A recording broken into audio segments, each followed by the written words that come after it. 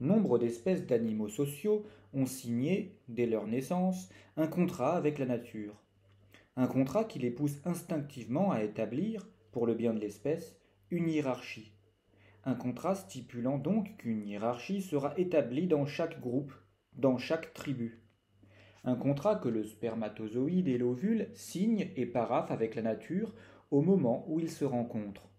Un contrat signé aveuglément, instinctivement, sans que la conscience n'ait à prendre acte de quoi que ce soit.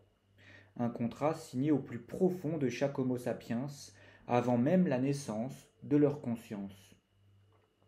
Si chaque être vivant est dirigé par une force aveugle qui a signé ce contrat avec la nature, l'homme, étant tout autant que les autres animaux un fruit de la nature, est tout autant habité par cette force que n'importe quel autre animal.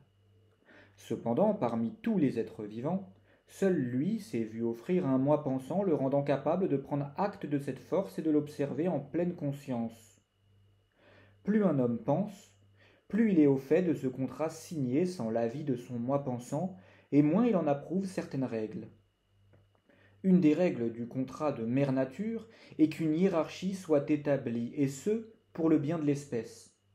En effet, grâce à cette hiérarchie, les plus aptes se reproduiront, les sélections naturelles et sexuelles renforceront à chaque génération l'espèce et la rendront toujours plus apte à la survie. Une des règles aveugles qui opèrent en nombre d'animaux sociaux est donc d'évoluer dans un système hiérarchique et de se soumettre à un chef, un mâle ou une femelle alpha. Celui doté d'un moi pensant mature est conscient de cela. Il a compris ce qu'était un Homo sapiens, qui il était. Il sait aussi qu'il n'a rien signé consciemment, que ses lois naturelles, ses instincts, sont ancrés en lui dès sa naissance et pour le reste de sa vie. L'être humain qui arrive à cette prise de conscience n'approuvera pas et considérera comme injuste et primitive toute forme de hiérarchie institutionnalisée par principe dans un groupe, et tout autant injuste un système dans lequel un chef de meute domine les autres et légifère pour tous. Il ira alors à l'encontre de ces programmations génétiques qui exigent qu'une hiérarchie soit établie dans tous les rapports sociaux et qui sont perdus sans celle-ci. Il entrera dans le monde des hommes civilisés.